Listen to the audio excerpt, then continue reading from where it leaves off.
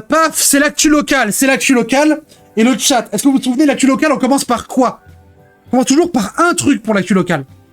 Pour nous mettre en bouche. Un truc qu'on adore. La mascotte de cette chaîne. Et non, ce n'est pas Kamini.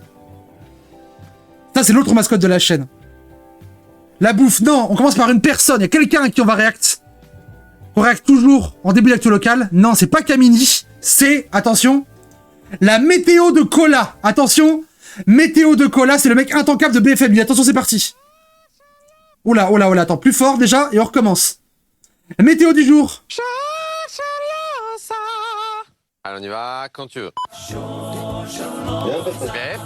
De quoi, Pablo? Bonjour, Cola. Bonjour à tous. Et Bonjour Pablo, bonjour tout le monde. Pablo.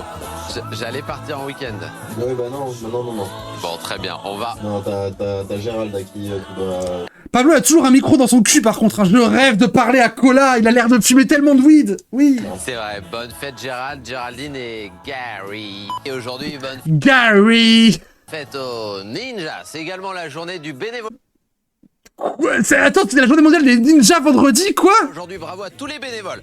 Est-ce que tu connais cette chanson? Pas du tout. Elle est tirée d'un film, alors c'est une chanson traditionnelle qui existait avant le film, mais reprise dans la bande originale d'Invictus, sortie en 2009 de Clint Eastwood. Tu l'as vu? Ok, ok. Pas du tout. Alors c'est un Casquette à l'envers, journée du ninja, il est strict la Cola. chef-d'œuvre avec... Pourtant, on a vraiment l'impression que ça... Enfin, le titre, en tout cas, on dirait que c'est un navet des années 2000. Eh ben, Un truc genre direct ou DVD. pas du tout. Alors fallait avoir en Blu-ray, c'est vrai, à l'époque.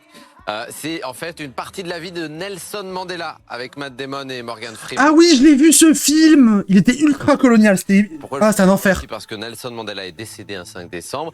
C'est Ah. et puis C'est l'anniversaire de la mort de Mandela, ok, ok. notamment le moment où il va tout miser sur le sport et ça va être à la fin de l'apartheid et c'est vraiment un très joli film. Comme il fait gris par endroits ce week-end, je vous le conseille. D'autres idées de sortie à suivre dans un instant. J-14. Lequel de film? Invictus. Les vacances de Noël, on y est presque. C'est arrivé un 5 décembre, 3 événements. 1946, on choisit New York comme siège permanent des Nations Unies. Ah ouais, on s'est fait baiser. Le TGV Atlantique bat le record du Pardon, voilà, j'ai fait une imitation de klaxon de train. monde de Pas vitesse. ironique pour Ouais. un véhicule terrestre de s'appeler Atlantique, quoi. Peut-être qu'un jour on Ça aura, aurait été plus logique avec un gros paquebot. peut-être on aura un TGV amphibie un jour. Peut-être. 482,4 km/h, record qui a été battu depuis évidemment. Et puis 2013, je vous le disais. Oui, on a passé les 500 km/h. On a passé ça. Attendez, attends, on va regarder. On va regarder ça. On va regarder ça. Hop. Le record d'essai de TGV. C'est incroyable, hein. Vous vous rendez pas compte de combien ça fait 100 km/h. Record TGV. On est quasi...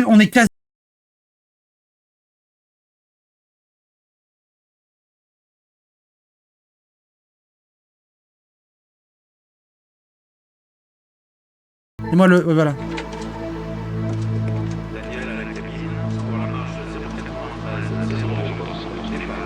Avec une musique inquiétante en plus. Oh là là là là, regardez-moi ces trains.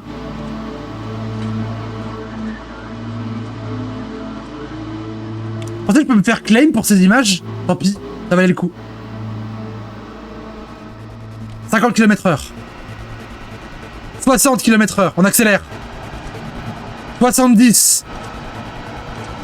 80, on est à une voiture là. On est au-delà des vitesse de voiture déjà. 100 km/h, on est sur l'autoroute. 120. Le record était à quasiment 400. 140, on est déjà au-delà de l'autoroute. 150.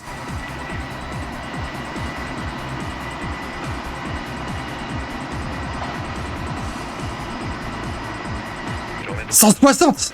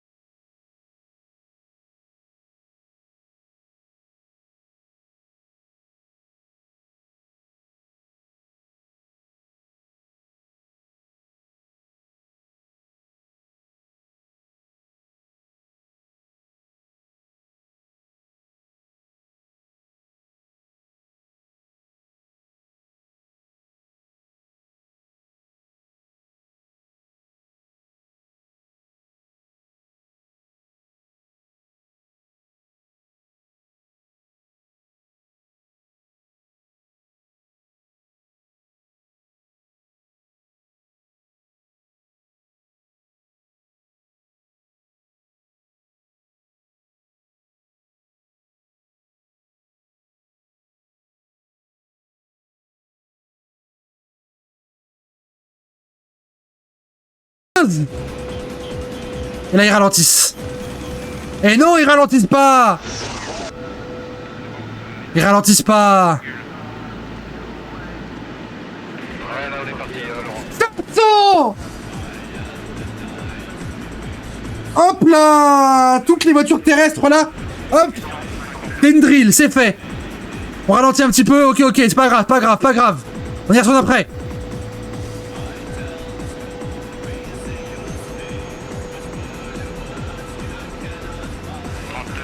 C'est quoi, tu dis, Jamie?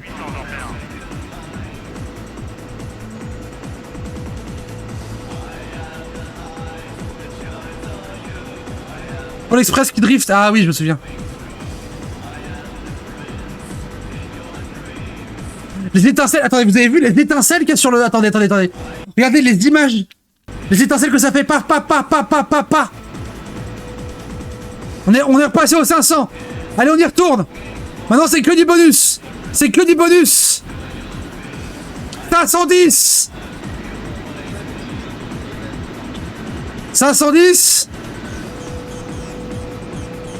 520.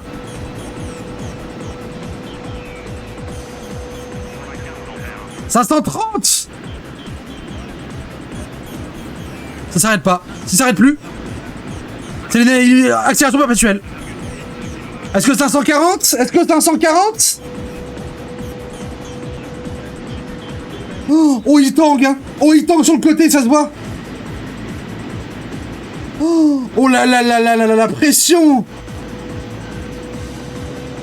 Pourquoi ça fait pas rougir les essieux, les roues, tu veux dire? Les roues se décollent un peu. 540. 540, 555. «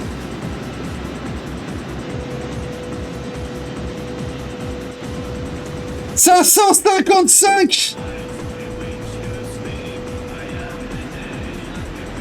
On ralentit, ok, tant pis. 555, putain, incroyable. 556.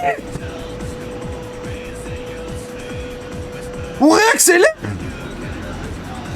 558. Chaque kilomètre-heure est dur, là. 558, 560. Je vais me chier dessus. 563. 565. 568. Ouah, regardez les... Attendez, vous avez vu la traînée derrière lui?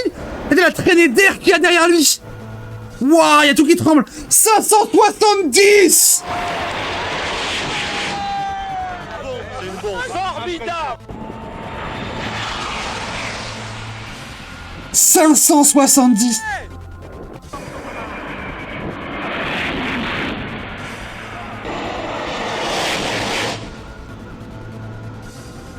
Oh, regardez ça. Regardez ça. Ça va pas aussi vite en train d'habitude. Oh là là là là. 574,5 le record.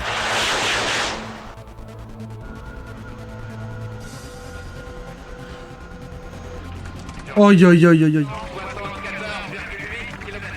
0,8 pardon.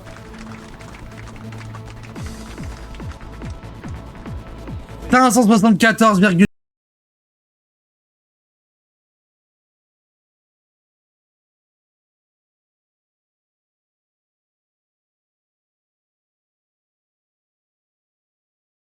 Plus c'est pas à vide, hein, c'est à plein. Ça veut dire qu'à vide, les 600, il peut les taper.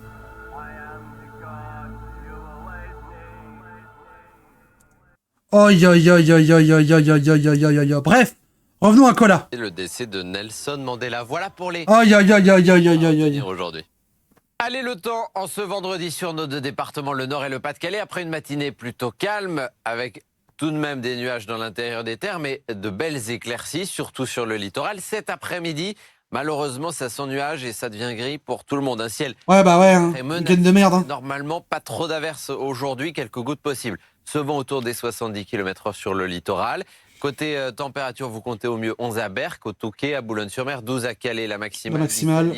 8 la minimale du côté de Maubeuge. Pour la suite et la fin de la semaine, le week-end, regardez le programme. Malheureusement, c'est gris de chez gris. Avec demain quelques... Tout est gris. Merci, mais sinon de la grisaille. Ah, une tout collab. On était sur Collard, on a fait une digression train, on était sur Collard, on parlera de train après, vous inquiétez pas, j'ai un truc à vous montrer. Notamment pour Lille, les températures proches des 15 degrés. Ouais, bah ouais, hein. Et puis aujourd'hui, vendredi, comme chaque vendredi, c'est idée sortie avec en ce moment des zooms sur les animations de Noël. Des petites idées de sortie. Dans notre région, direction Dunkerque. Cette semaine, Dunkerque, la féerique, avec notamment un parcours aux merveilles. Quesaco, la réponse avec Marjorie. Bonjour Marjorie. Bonjour. Ah. Ici, dans le château du Père Noël.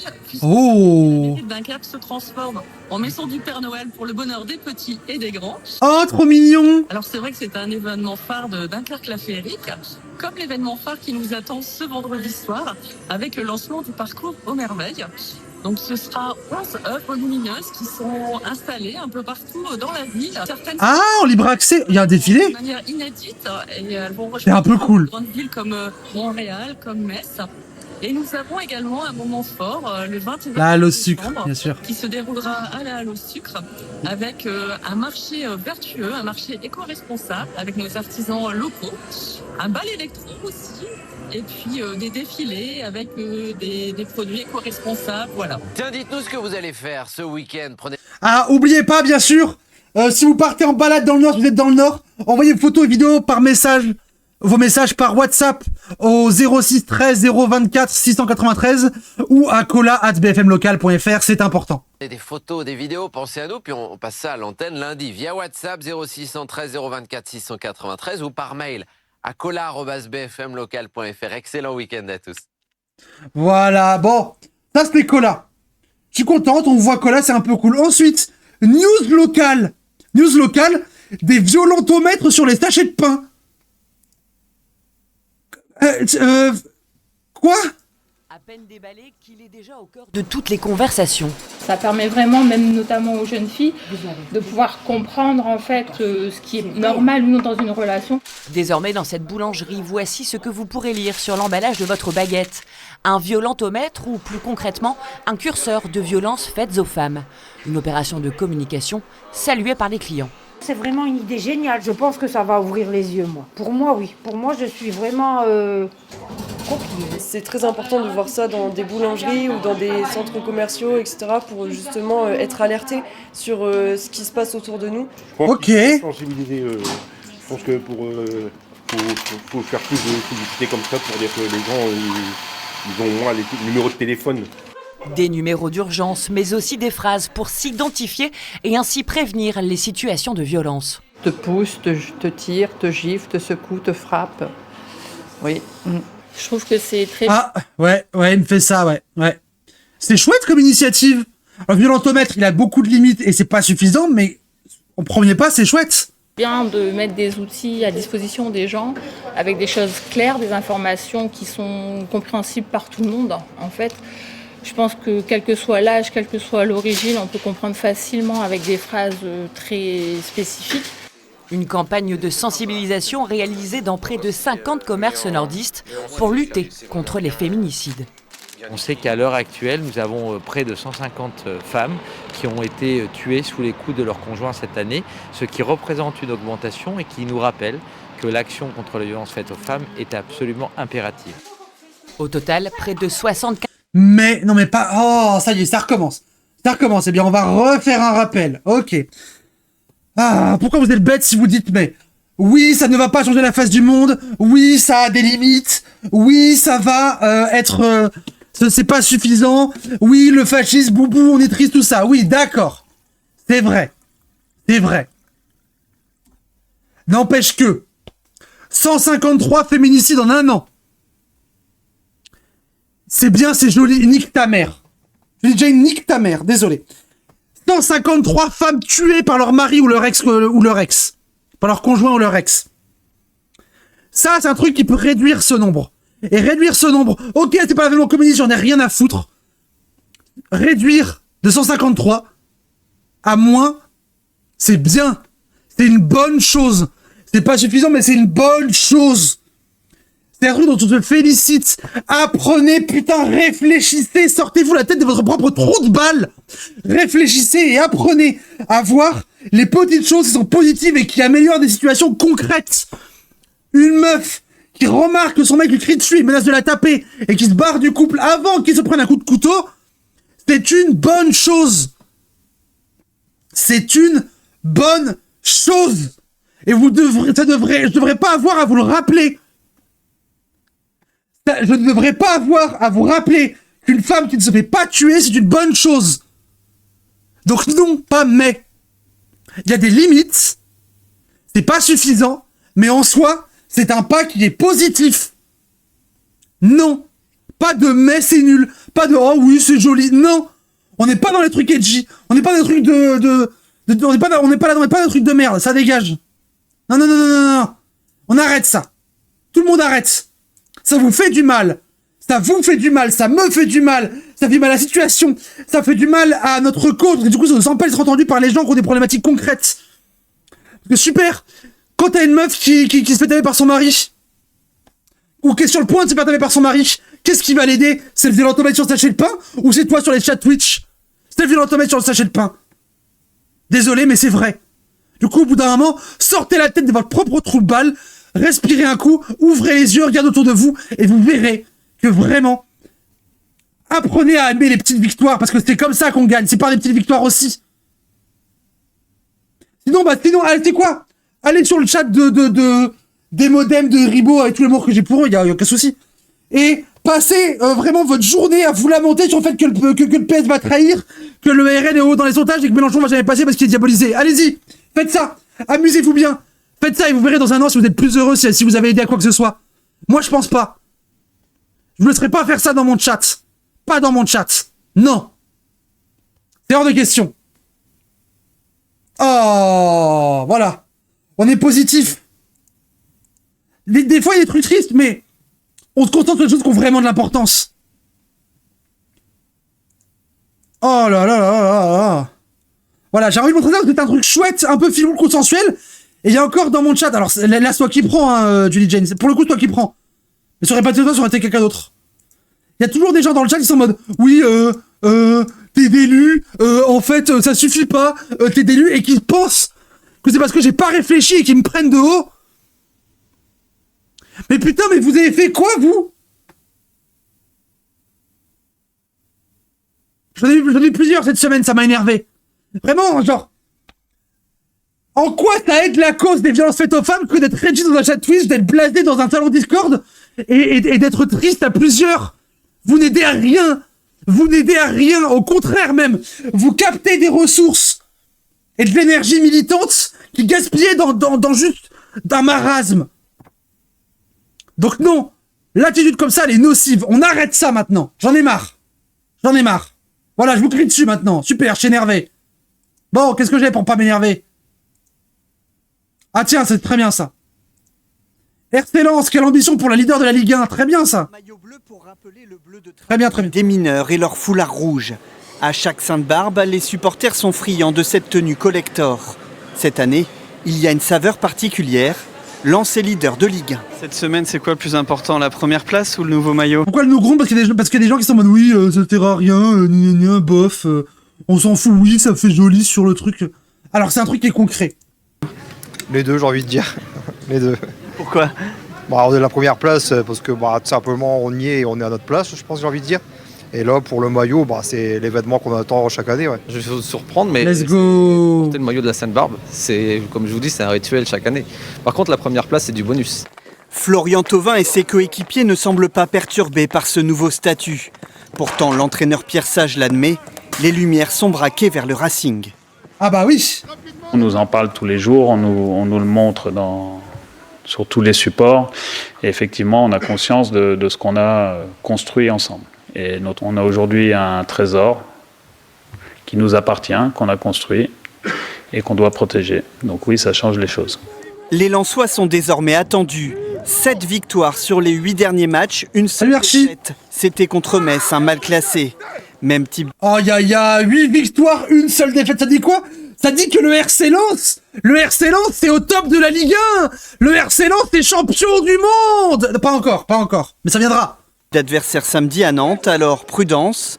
Mais Mathieu Hudol a du mal à cacher son envie d'aller jouer le titre de champion. Non mais Nantes c'est du tout cuit, c'est du tout cuit. De France. Ça peut trotter dans nos têtes parce qu'on est premier aujourd'hui. Maintenant, on a d'autres objectifs. Progresser collectivement déjà. On sait qu'on a fait de très bonnes choses parce que si on est premier, c'est pas anodin à ce stade.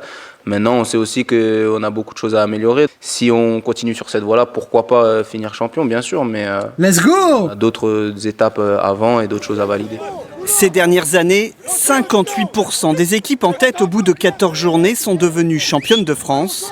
Pour Lens, la première mission sera déjà de rester leader une semaine de plus. Ok. Mais parlons un peu plus de Lens. On a un débat sur Lens. Iban, t'étais où en août 2004 2004. On va parler un peu plus longuement de Lens. Quelles sont leurs chances? Je rentrais de vacances. Attendez, voilà, c'est mieux. Et ouais, c'est lié à Lens, forcément, la première. Par contre, BFM Lille, par pitié, pourquoi votre mise au point, elle est sur le mur, elle est pas sur le mec qui parle? Ah. Là, évidemment, c'est la dernière fois que Lens avait été à la première place, à la 3e journée de cette saison 2004-2005, qu'ils avaient terminé à la 7e place. Lens, leader de Ligue 1, c'était pas arrivé donc depuis 21 ans. Comment tu as vécu cette première place? Est-ce que tu penses que c'est anecdotique à ce moment-là de la saison ou ça montre quand même quelque chose? Ça montre l'excellent début de saison de Lens. Après, oui, anecdotique parce qu'on sait qu'il reste beaucoup de matchs derrière, qu'il y a des équipes beaucoup plus armées pour tenir la cadence sur toute une saison. Ouais, mais on s'en fout. Le très bon début de saison de l'équipe. On s'en fout. Cette première place, je pense que Lens peut encore la garder quelques matchs parce que derrière... après, voilà, tous les matchs sont compliqués. On l'a vu, ils ont été perdre à Metz il y a quelques journées. Mais bon, le prochain match, c'est à Nantes, et la moins bonne équipe à domicile. Attendez, après le chat, ok, je me suis gueulé un coup sur les paquets de pain et sur le violentomètre. Pas la peine de dogpile, c'est bon, on passe à autre chose. Donc on peut espérer faire un résultat là-bas. Derrière, on reçoit Nice, qui est une équipe en difficulté. Donc je pense que Lens, avec le sérieux... Nice bref. Sérieux que l'équipe met actuellement, la confiance que l'équipe prend aussi de match en match avec ses bons résultats, je pense que Lens peut garder cette première place. Au moins jusqu'à fin décembre. Oui, je pense au moins ce sera sur le podium et après à la trêve être premier, pourquoi pas, parce que Nantes, Nice, c'est des matchs abordables, surtout sur le état de forme actuel de l'équipe. Mais voilà, surtout Nantes. Le très bon Nantes surcoté de l'équipe. Et Nice après Nice on les reçoit et du coup en XT ils sont pas si bons. On n'a qu'une défaite sur les 10 derniers. C'est surtout que nous en Inté on est bon. Domicile, la deuxième meilleure équipe à l'extérieur. On reste sur 4 victoires consécutives, donc il y a vraiment 4 victoires consécutives pour l'équipe. 8-1. Anne, ça doit même être l'objectif là d'être leader jusqu'à fin décembre avec Nantes et Nice en adversaire à venir. Ça peut l'être. Après, le Paris Saint-Germain est quand même à 1 point derrière. Donc... Mais là, en tête de victoire, techniquement, tu restes leader. Oui, techniquement, mais c'est vrai que c'est plus Nice dont je me... Ok, pour l'Arsenal, il y a donc Nantes, Lens, Nice.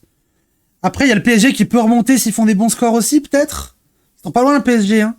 Et Marseille aussi. Marseille-Losc va faire détruire. Marseille-Monaco, il y a moyen que Marseille gagne aussi. Hein. PSG-Rennes, oui bon. PSG-Metz. Putain, je les vois bien gagner aussi. Les deux, je vois bien gagner leurs 2 matchs aussi. Donc c'est un peu compliqué. Mes filles, où là, ils peuvent être quand même... Quand vous envoyez des liens, dites ce que c'est, sinon je clique pas dessus. Très agressifs. Effectivement, ils sont en difficulté, surtout en Europe, mais c'est ça, ils peuvent être très agressifs parfois. Nantes, ça paraît possible. Après, bon, voilà, comme tu disais, il y a eu Metz avant, en exemple, donc à voir. Mais c'est vrai que je trouve pas que ce soit si anecdotique que ça, parce qu'effectivement, ça confirme le début de saison. Ça l'était vraiment en 2004.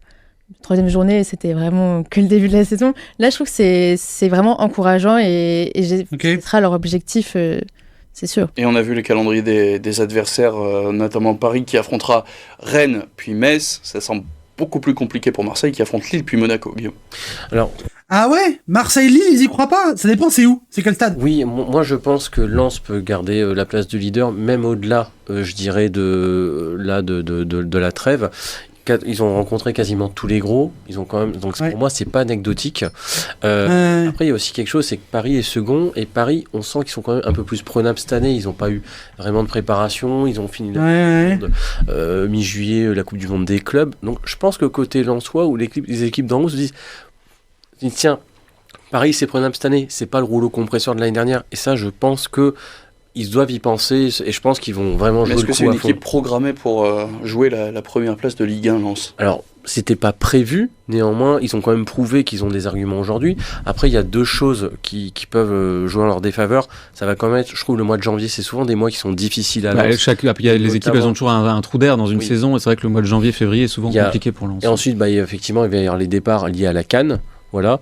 Et après, le deuxième point, je pense que ça va être le derby au match retour. C'est forcément. C'est vrai qu'il y aura la CAN dans pas longtemps, c'est vrai. Là et voilà. Mais en tout cas, oui, on sait qui sont ceux qui pourraient être sélectionnés. On sait qu'évidemment, Sangaré, s'il venait à manquer au milieu. Tout à fait, anthologique, t'as compris. On voit la CAN, Iban. Ouais, forcément, parce que Sangaré, c'est un des meilleurs joueurs depuis le début de la saison.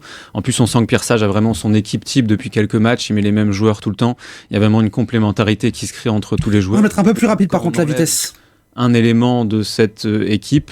On l'a vu à Metz où il a essayé de faire tourner, ça n'avait pas marché, donc il suffit d'un ou deux éléments en moins pour que ça marche moins bien. Donc pour l'instant, il y a une équipe type qui marche très bien. À voir si il y a assez de profondeur de banc justement pour tenir dans la durée. Quoi. Alors avant de débattre de ce que doit faire notamment Jean. Ça a l'air quand même bien parti pour Lens à la tête de la Ligue. On va faire un point sur les ambitions. Écoutez plusieurs joueurs lensois justement qui se félicitaient de cette première place.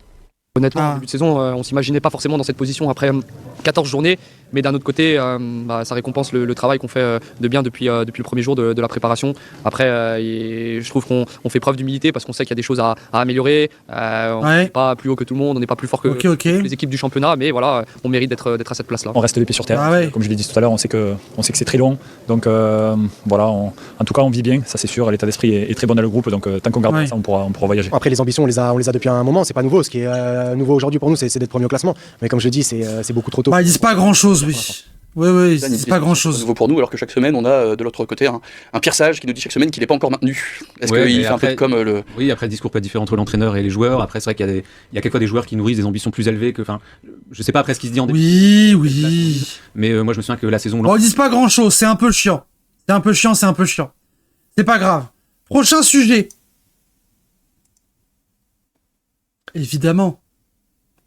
Évidemment qu'on est en décembre, on a fin 2025. Évidemment. Enfin, genre. Vous attendiez vraiment autre chose ? Vous attendiez vraiment autre chose ? Non, c'est pas ça que je voulais faire. Ah, non. Hop là, voilà. Vous avez vu vos SNCF Wrapped ? C'est vrai qu'ils font ça maintenant ? Non, je l'ai pas lu. Voyager en TER, qu'en pensez-vous ? Ah, voyager en TER, qu'en pensez-vous le chat ? Vous aimez bien, vous, les TER ?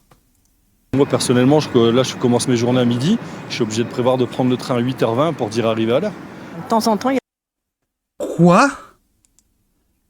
8h20 pour arriver à l'heure ? Tu vas où ? Il y a des retards comme là aujourd'hui, celui de 8h08 que je dois prendre actuellement. Il est en retard de 15 minutes, donc j'ai dû me dépêcher pour prendre celui de 7h50. Ça pourrait être oui. pire. Je trouve que ça s'est amélioré quand même ces dernières années. Ah. Mais ça va.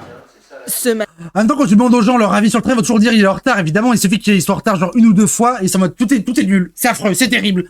Les gens savent pas doser. Salut Simone GPT. Les gens savent pas doser. Ce matin, la région des Hauts-de-France et la SNCF ont présenté leur rapport annuel sur la qualité de service du Alors, je voulais réacter à ça, mais ça fait plusieurs heures, papa. En moyenne, près de 9 sur 10 sont arrivés à l'heure. Et pour celui qui reste, c'est en majorité à cause de problèmes extérieurs au réseau. Tempête, feuilles automnales sur les voies ou encore humidité par exemple. Alors, est-ce que vous vous rappelez que dans une capsule du Nord, on avait regardé justement les wagons qui la nuit, c'est les wagons débroussailleurs de feuilles. Pour enlever les feuilles, ils nous expliquaient parce que, quel rapport avec les feuilles, vous devez vous dire, il y a une feuille, le train, il y a des feuilles, il s'en fout en soi. Non, il s'en fout pas. Le problème, c'est pas les feuilles. Le problème, c'est qu'en fait, les feuilles, elles tombent sur les voies, si vous voulez, puis elles se décomposent, et du coup, ça fait un très léger film de gras, de gras végétal, quand elles se décomposent, qui fait que, du coup, les roues patinent dessus. Donc, le train, il galère à avancer. Parce qu'il y a une pellicule de gras qui se dépose sur les rails, et du coup, il y a des wagons qui sont là, qui les nuits passent sur le réseau à différents endroits, les endroits qui sont les plus critiques, et qui lavent les rails pour enlever ces pellicules de gras pour que le train puisse passer. Voilà, c'est pour ça que les feuilles, c'est un problème. Un tram qui a déraillé à cause des feuilles, voilà. Et tapé 4 fois du gibier. Ce matin, entre Paris et Laon, 2 vaches qui sont passées sous un train. Ah merde! Un sanglier, un chevreuil et des moutons. Ça veut dire quoi? Ça veut dire que quand une rame tape du matériel, c'est de la cause externe. Pour autant, pendant au moins 6 jours, j'ai 4 rames qui sont dans les ateliers pour pouvoir les réparer. Côté 4 lignes de la région sont jugées malades. Il s'agit des axes Lille-Douai et par extension. Ok, il y a le Calais-Dunkerque, Lille-Douai-Saint-Quentin, Lens-Paris et Paris-Amiens. Ah, c'est les grosses lignes pourtant. Calais-Dunkerque, Paris-Lens et enfin Paris-Amiens. Ok. Merci Shazam pour le resub. De travaux, car en région parisienne, priorité avait été donnée au JO. Ah putain, les enculés! Ah, change de scène. Ah merde, pardon. Je vous le remets. C'est bâtard ce qu'il vient de dire. Attendez, je vous le remets. Ça, c'est les lignes qui sont malades, les lignes qui ont des problèmes. Notamment les lignes Paris-Amiens et Paris-Lens. Pourquoi est-ce qu'il y a des problèmes? Écoutez. Paris-Amiens. Des axes où il faut rattraper le retard de travaux. Retard de travaux? Pourquoi il y a des retards de travaux? Région parisienne, priorité avait été donnée au JO. Ils ont mis de l'argent dans les JO, l'argent pour les JO, ils l'ont pris dans la maintenance des réseaux ferrés. Du coup, il y a eu des retards de travaux, du coup, on peut pas rouler aux cadences qu'on voudrait, du coup, il y a des accidents, pas graves, hein, mais qui cassent les couilles, et du coup, il y a des retards. À cause des putains de Jeux Olympiques. Ah! On a fait un peu de décalage avec des opérations très importantes, des ponts ferroviaires, des aiguillages, des passages à niveau, de l'électrification.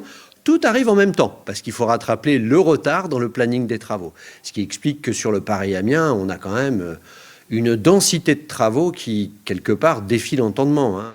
Des travaux... Ça dépasse l'entendement! Pardon. Qui devraient se terminer aux alentours de mars 2026. Oui, bon. Bref. Mais c'est pas tout, parce que j'ai aussi, attention, en termes de train, j'ai le truc en question. J'ai le rapport directement en PDF. Ah, ça c'est l'autisme, ça. Ça c'est l'autisme. Vous avez des thunes pour faire monter le prix du micro de 50 centimes. Ouais, ça c'est affreux. 45 en chantier ferroviaire. Bon, lui on s'en fout. Christophe Coulon, on en a rien à foutre. Et Patron Gomme, on en a rien à foutre. Marie-Céline Masson, je la déteste, Marie-Céline Masson. Je la déteste, Marie-Céline Masson, celle qui priorise les budgets, connasse, pardon. Bref. Sommaire. Nette amélioration de la régularité des trains, voyons voir. Plus de trains ont circulé plus souvent à l'heure qu'en 2023. Nombre de trains ont circulé dans les Hauts-de-France. 400 000 trains! Un demi-million de trains juste dans les Hauts-de-France, vous vous rendez compte du machin?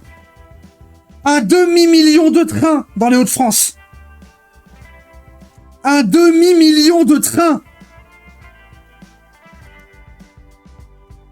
Vous savez ce que ça fait déjà 10 trains?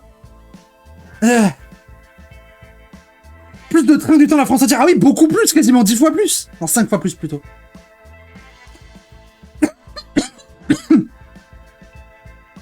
La part des trains ayant subi un retard inférieur à 5,59. 59 89%? Ah non. J'ai pas compris. Trop de régularité, gagné 1 point par rapport à 2023. 27 000 trains de plus, ok. Les principales causes d'irrégularité sont accident d'infrastructure, panne de signalisation, incident caténaire. Ça, c'était la faute du réseau. Ok, 3%. 3,5 liés à des incidents propres aux entreprises ferroviaires. Panne de train. Ah. 3% liés aux événements externes. Intempéries que vous savez de plus en plus fréquentes et intenses. Oui, ça c'est vrai. Interdépendance entre entreprises ferroviaires. Problème de communication, quoi. Et le reste? Ça fait 10%. Ils sont où les 90% du reste? Dis donc, il en manque là. Observatoire transport Hauts-de-France.fr, t'essaies de me baiser? Et pas subtilement là. Bien, on est ensuite. 45 grands chantiers. 554 milliards d'euros investis. Oh. Oui, mais c'est important, Shazam, il faut savoir ça. Pas de l'entreprise de train, donc retard ici aussi, non? De quoi j'ai pas compris? J'ai pas compris. 554 milliards d'euros investis sur le réseau ferré, c'est des... Oh. 109 milliards cofinancés par l'État, Région de France et les collectivités partenaires. Oui, bah le reste, c'était réseau. Ok, c'est le prix de vos billets de train. Les grands ne doivent pas y aller. Ah, ça c'est chouette, ça, on va pouvoir regarder. Voyons voir. Si on se zoome un peu. Qu'est-ce qu'on a? On a 14 voies, ok. Et toutes les différentes voies ici de TER. Les aiguillages. Les aiguillages, ils sont en vert, donc il y en a un qui est ici. Un gros aiguillage là. Ok, les caténaires, nanana. Ah non, c'est différents. C'est pas toutes les voies, c'est toutes les voies en chantier. Ah oui, il y a beaucoup de chantiers. Ouais, bah 45, quoi, c'est logique. Il y a des chantiers de passage à niveau, développement, protection acoustique. Ah, c'est bien, ça que des Oh, c'est chouette, ça. À Calais, ils vont faire de la protection acoustique. Oh, ça, c'est chouette, ça. Moi, j'ai en train de Calais, c'est cool, parce que c'est vrai que le train, c'est très bruyant. Ah, je suis contente pour les Calaisiens et Calaisiennes. Le plan fibre en 2 gamme. Ah oui, les travaux, on va faire passer la fibre en dessous. Ouais, logique, logique. Ouvrage d'art en terre. De l'art. Aiguillage. Renouvellement de voies, ok. Ça fait pas penser à Belgique? Ouais, un peu. L'île Hirson, renouvellement des armements caténaires, train-usine. Oh, il y a des trains-usines, j'espère qu'il y aura des images. Rénovation électrique, installation fixe de traction électrique, ok. Busigny, c'est ici. Ah oui, non, je confonds avec Juvisy. Ligne à grande vitesse nord, renouvellement industriel des aiguillages à Iselle, ouais. Et après, c'est des travaux sur des voies. Ok. Ok. Quoi? Attends. Il y a une carte interactive? Carte travaux 2026? Elle est pas interactive du tout! On m'a menti. Bref. Revenons au sujet. Allez, raffiche-moi ça, voilà. Chantier emblématique de Nord-Pas-de-Calais. Ah! Reprise des circulations sur la ligne de Douai-Cambrai. La ligne de Douai-Cambrai, du coup, c'est... c'est celle-là, c'est la numéro 1. C'est le chantier le plus important, Douai-Cambrai. On parlera de Douai un peu plus tard. Usine roulante pour détruire de chantier. Jusque 1000 mètres de voies remplacées chaque nuit.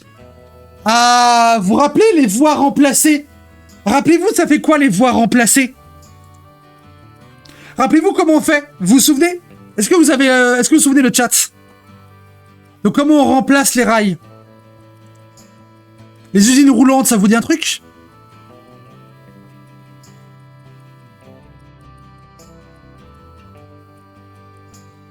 Ça vous dit un truc? Oui, rappelez-vous. Allez. Révision, le chat, révision. Le BOA, exactement, c'est bon, vous l'avez. YouTube, si vous l'avez pas, j'ai fait une vidéo sur les trains BOA. C'est les trains qui posent des rails. C'est les trains qui roulent sur des rails vieux. Et pendant qu'ils roulent dessus, ils les changent par des rails neufs en roulant toujours dessus. C'est une dinguerie. Le train, il change les rails tout en roulant dessus. C'est une folie. Avec un four qui les chauffe avec des températures et tout. J'ai fait une vidéo dessus. Allez la voir.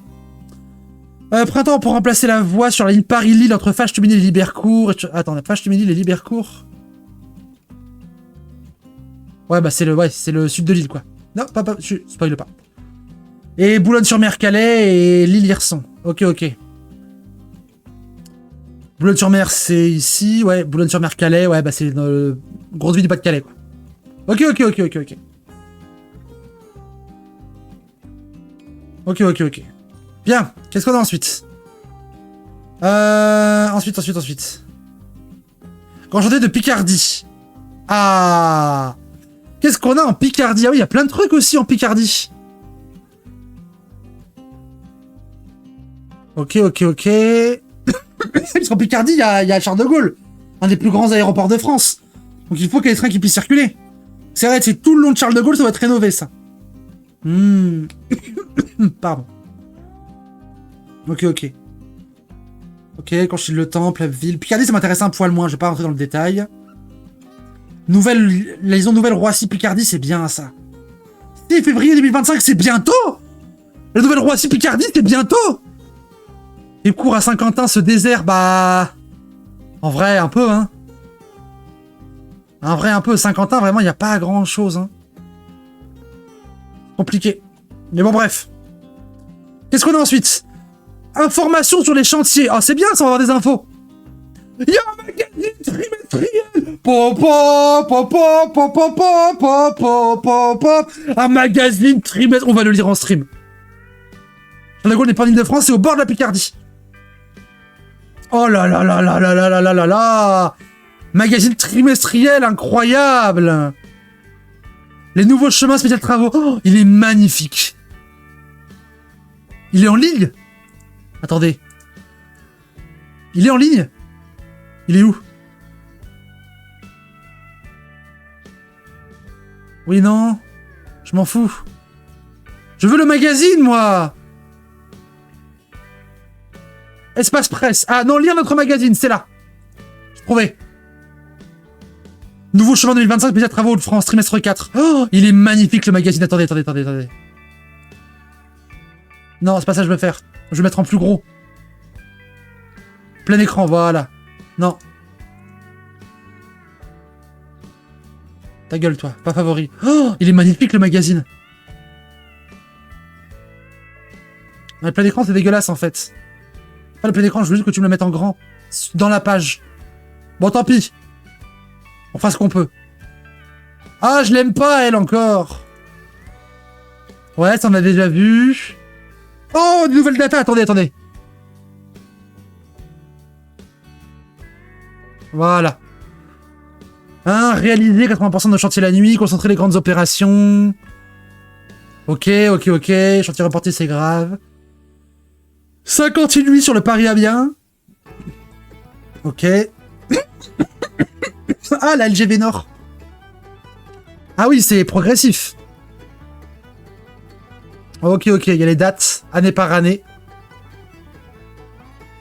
Ok. À 2025, ils font beaucoup de fabrication de pièces. Et ensuite, ils pourront les implanter petit à petit. D'accord. Ouais, le week-end de travaux, Paris-Lent, ok.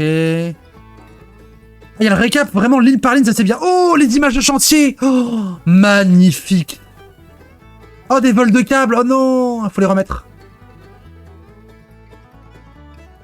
Oh, les images sont incroyables.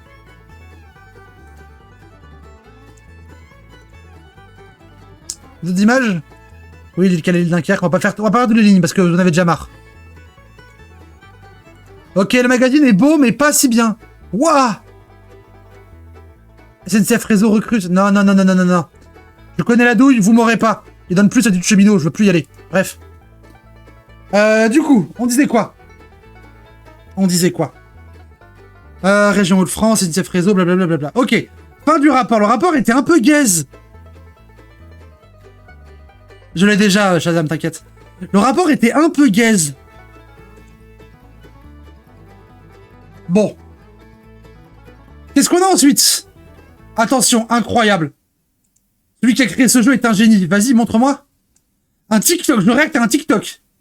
La prochaine rame est courte et s'arrêtera à la fin du quai. Collier. C'est un jeu TikTok du métro de Lille.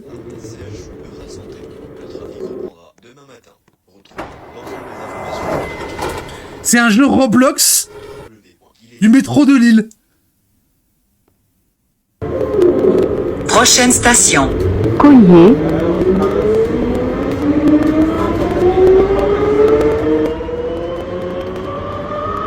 J'ai pas besoin de commenter, c'est incroyable. Avec son truc d'ange, avec ses grosses ailes et son casque à cordes dans le métro de Lille. C'est incroyable. Hauteur de lisse. Hauteur de lisse? Quoi? Oh non, son aile elle ressort, c'est mal fait. Hauteur de lisse. Comment ça, hauteur de lisse? T'es pas collier?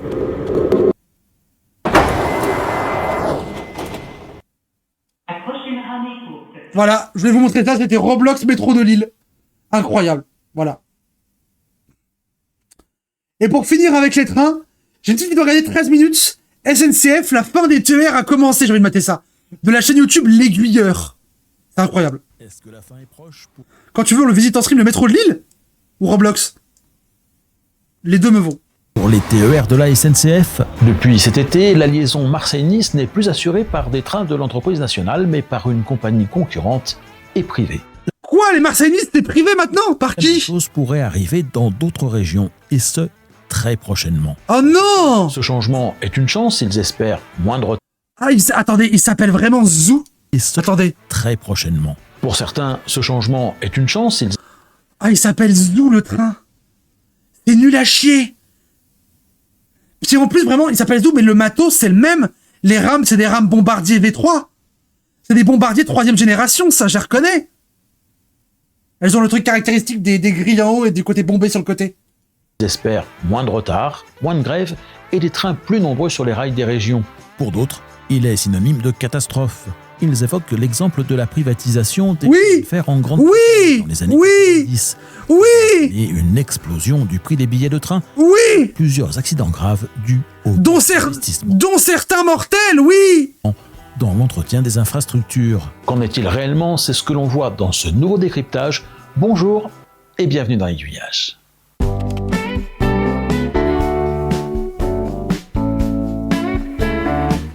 Pas touche à mes TER!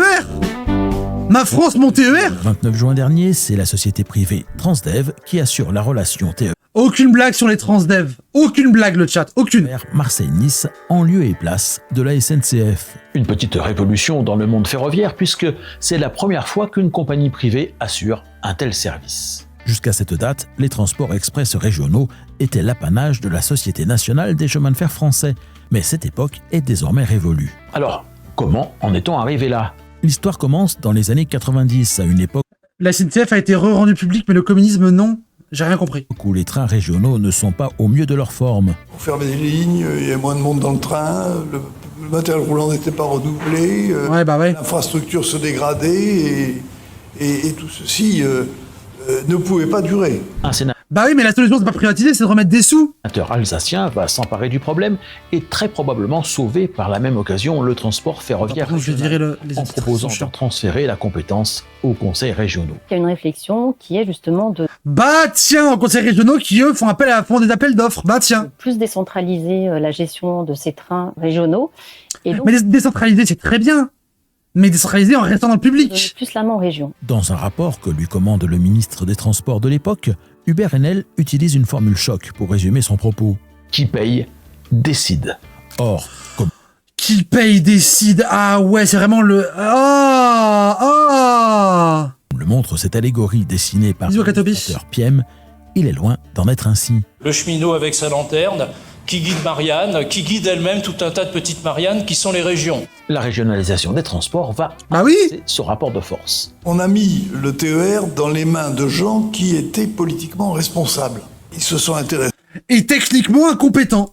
À la fréquentation, ils se sont intéressés à la qualité du service, ils se sont intéressés évidemment au matériel roulant, ils ont constaté qu'aussi il fallait qu'ils s'intéressent aux infrastructures.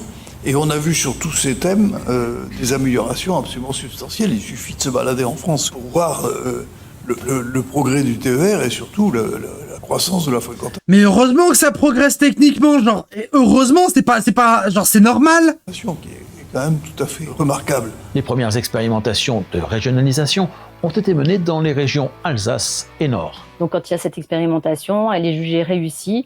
Et donc, il y a différentes lois, dont la LOTI, la SRU aussi, et donc qui décident effectivement de généraliser l'expérimentation, de la régionalisation. Et donc, c'était en 2002 exactement, les régions, mais les autorités organisatrices des TER. Cette nouvelle organisation, si elle est relativement transparente pour des voyageurs qui se déplacent à l'intérieur d'une seule région, elle peut compliquer singulièrement la vie de ceux qui souhaitent faire de plus longs parcours. Les régions cherchent avant tout à mettre en avant leur politique et donc ne se parlent pas les unes les autres. Et donc là, pour le coup, c'est au désavantage du voyageur, parce que si vous voulez voyager d'une région à une autre et que vous devez acheter 2 billets, que vous n'avez pas le droit aux mêmes réductions, que vous demandez ce que c'est que la marque Fluo ou la marque Zoo, qui connaît ces marques, à part les gens éventuellement, et encore même peut-être pas sûr, à part les gens qui vivent sur ces territoires-là.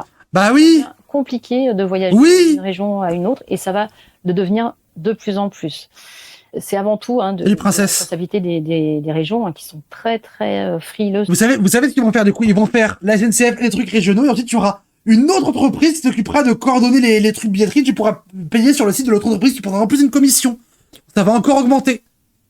Sur le sujet, elles veulent absolument pas qu'on touche notamment à leur liberté tarifaire. Elles mettent beaucoup d'argent, donc elles veulent les mettre chez elles. Alors évidemment, mais non. De quoi pester devant la multiplication des difficultés que pose le fait que certaines régions voisines ont parfois à se parler et à se coordonner. La complexité tarifaire, face à laquelle le voyageur se retrouve souvent lorsque son déplacement l'amène à traverser plusieurs d'entre elles. Mais il faut constater que fort heureusement, cela ne semble pas freiner les ardeurs des adeptes des déplacements à bord des trains régionaux. Il faut avoir en tête que entre toute la période de régionalisation, c'est-à-dire de 2002 à 2019, il y a eu à peu près une augmentation de la fréquentation de 80%. Et ces 3 dernières années, 2022, 2023, 2024, nous avons eu une augmentation de fréquentation de 30%. TER, c'est aujourd'hui 1 300 000 voyageurs. Ah ouais. Dans ce tableau qui peut sembler idyllique. Combien? 1 300 000 voyageurs par jour.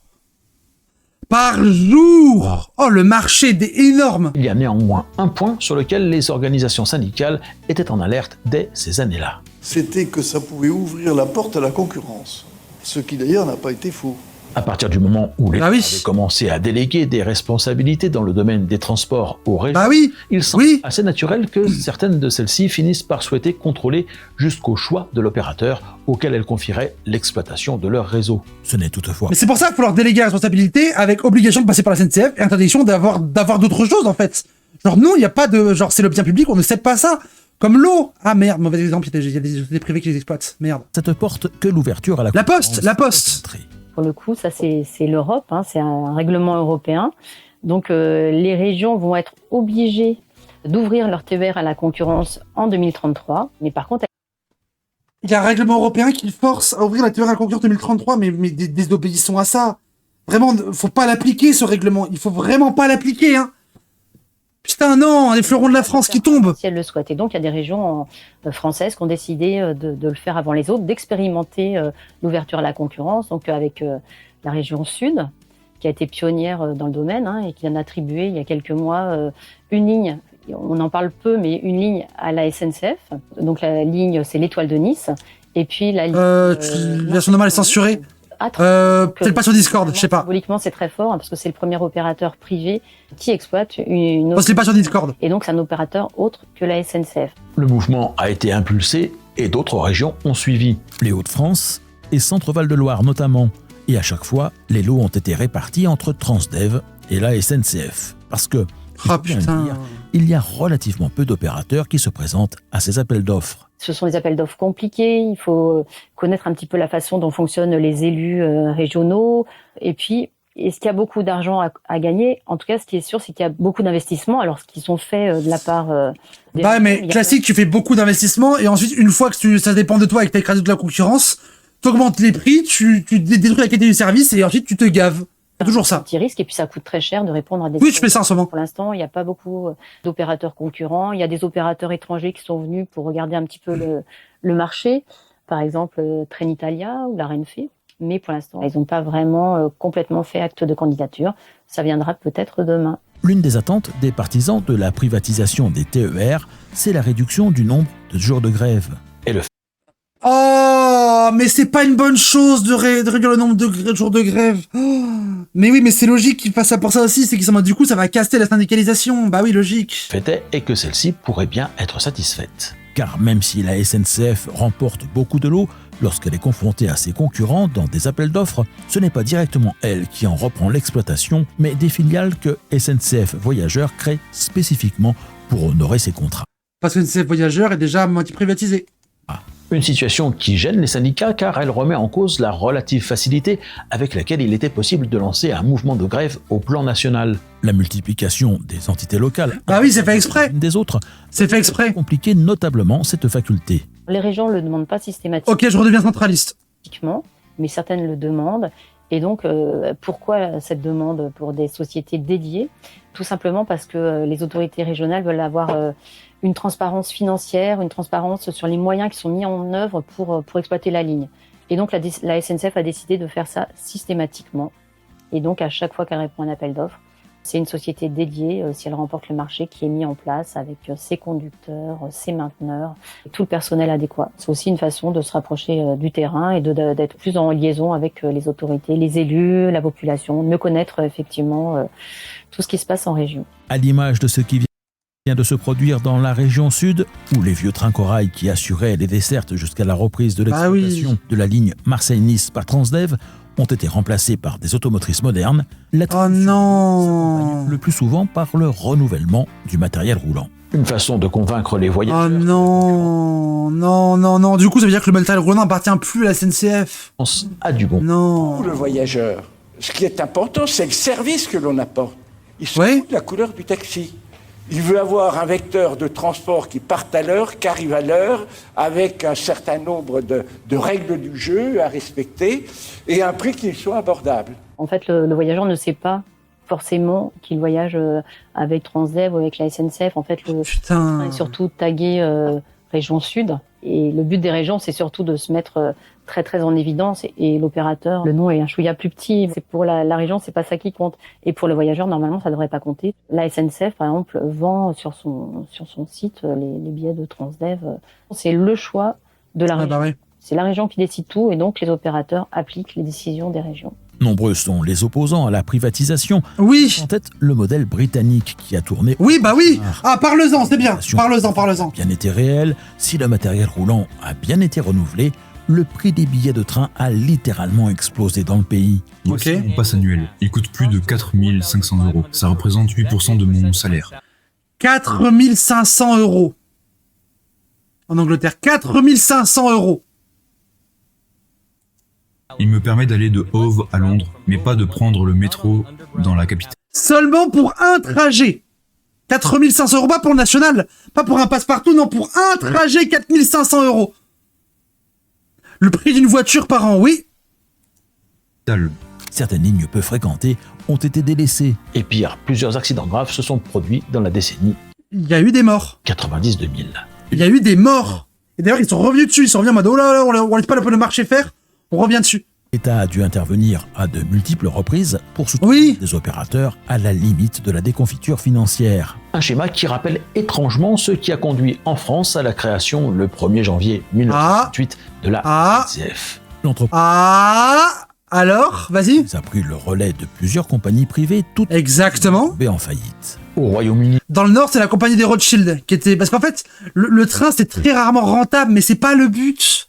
En 2021, le Parlement a de même voté la renationalisation de ces chemins de fer. L'Angleterre a commis une erreur, c'est de privatiser son infrastructure. C'est une connerie. Jamais on a voulu le faire en France, jamais, d'ailleurs personne ne l'a demandé, parce que ça n'a pas de sens, l'infrastructure, elle est étatique. Voyez la baise? Attendez, là vous n'avez pas la baise, vous n'avez pas la baise. En France, ce qu'on fait, c'est qu'on privatise pas tout. Non. On privatise ce qui est rentable, donc la billetterie et SNCF Voyageurs. Et on garde ce qui est pas rentable du tout, c'est-à-dire le réseau, l'infrastructure, parce que l'infrastructure n'a aucune rentrée d'argent. Jamais. Donc il dit, oui, ce qu'il n'y a pas, c'est qu'ils ont privatisé l'infrastructure et qu'il fallait pas faire ça. Nous, on va pas privatiser ça. Non, absolument pas. Nous, on ne privatise que les trucs qui rapportent de l'argent, que les trucs rentables, ne vous inquiétez pas. C'est par exemple du matériel roulant, de l'entretien des lignes. Exactement, c'est une connerie, il fallait pas faire ça. À l'époque de la SNCF, tout était dedans. Le personnel, le matériel roulant, l'entretien des lignes, les gares, la tarification, tout était dedans. Maintenant, ils ont tout divisé et dans différents trucs. L'État qui met l'argent dessus, on n'y arrivera pas. Le souci, c'est que l'infrastructure ferroviaire en France est vieillissante. La géodémographie des centres de maintenance en France actuellement, c'est la géographie du train vapeur. Il s'est passé beaucoup de choses depuis. Et c'est l'illustration que l'ouverture de la concurrence amène à se poser des questions différentes. Même si c'est la SNCF qui remporte les marchés, ça oblige à poser dans un cahier des charges différemment cette problématique et d'avoir une réponse du 21e siècle et pas du 19e. C'est ainsi que... Mais c'est pas ça le souci. Le souci, c'est pas un problème... Le souci, c'est pas qu'il y ait une mauvaise réponse. Le souci, c'est qu'il n'y ait pas de thunes. Pour nombreux ateliers où était entretenu le matériel roulant dans des bâtiments conçus pour recevoir des trains classiques comprenant une locomotive et un ensemble de voitures voyageurs plus ou moins nombreuses, formant une rame plus ou moins longue en fonction des besoins, vont être remplacés par des équipements beaucoup plus modernes, adaptés aux nouvelles automotrices, constitués d'un ensemble de 2 locomotives placées à chaque extrémité d'un certain nombre de caisses, le tout étant indissociable. Difficile les rames, de les faire entrer dans une rotonde qui était à l'origine destinée à l'entretien des locomotives à vapeur. Tu changes comment tu fais le matériel, tu dois changer tout le technicentre, tout doit changer. Donc est-ce que c'est une bonne idée de changer? En vrai, moi je suis pas sûr. Ces nouveaux bâtiments, appelés technicentres, sont financés eux aussi par les régions qui en sont désormais les nouveaux propriétaires et les mettent à la disposition du prestataire qu'elles ont désigné. Pour la ligne Marseille-Nice, par exemple, le vieux dépôt de Marseille-Blancarde, dans lequel la SNCF continuait d'entretenir ses trains, a été remplacé par un technicentre flambant neuf, construit près de la gare de Nice et mis à la disposition de Transdev. Mais alors, dans un contexte où... Construit par la région et mis à disposition du privé. Il n'y a plus d'argent, on peut légitimement se poser la question de comment tout ceci est financé. Eh bien, des régions, ce sont les économies réalisées sur les contrats de prestations signés pour 10 ans avec les nouvelles entités qui permettent ces investissements à la fois dans les nouveaux matériels roulants et les nouveaux bâtiments dédiés à leur entretien. Une affirmation qu'il conviendra bien sûr de surveiller de près, car cette équation ne peut résister que si les coûts d'exploitation n'explosent pas pour une raison ou pour une autre dans la décennie à venir. L'ouverture à la concurrence des transports express régionaux entraîne donc une profonde mutation du paysage ferroviaire français. Son onde de choc n'a pas fini de se propager et de s'amplifier. Mais pour autant... Pourquoi il n'y a que des automotrices? Parce que c'est moins coûteux en énergie. Non, il n'est pas dit que la SNCF s'en sort si mal. Même si elle n'a pas gagné tous les appels d'offres lancés par les régions. Même si après Transdev, un nouveau concurrent, RATP Dev, vient de s'imposer face en Normandie, les lignes de l'étoile de Caen. Il n'est pas certain que la vitesse à laquelle les choses se mettent en place soit si défavorable que ça à la SNCF. Et il vaut mieux prendre son temps pour avoir quelque chose de solide, parce que le ferroviaire, ça s'invente pas, hein, c'est un monde complexe, et donc ça demande du temps, ça demande des moyens. C'est pour ça que cette accélération là des appels d'offres à venir, c'est peut-être favorable à la SNCF, mais peut-être pas forcément favorable à la concurrence. Comme quoi, ce n'est peut-être pas encore tout à fait la fin pour les TER de la SNCF, mais l'entreprise est aussi mise en concurrence sur ses autres activités, en particulier la grande vitesse, comme je vous l'expliquais dans cet autre décryptage. Super vidéo, merci Aiguillage, c'est super chaîne Aiguillage, je suis hyper fan, hyper fan. Bon, on va couper la capsule YouTube ici, ensuite je vais lancer une autre parce que j'ai un truc de zinzin. Vous dire YouTube, reviens demain, tu verras un truc de fou. Voilà, vidéo YouTube, n'hésite pas à venir sur Twitch à donner de l'argent, bien sûr.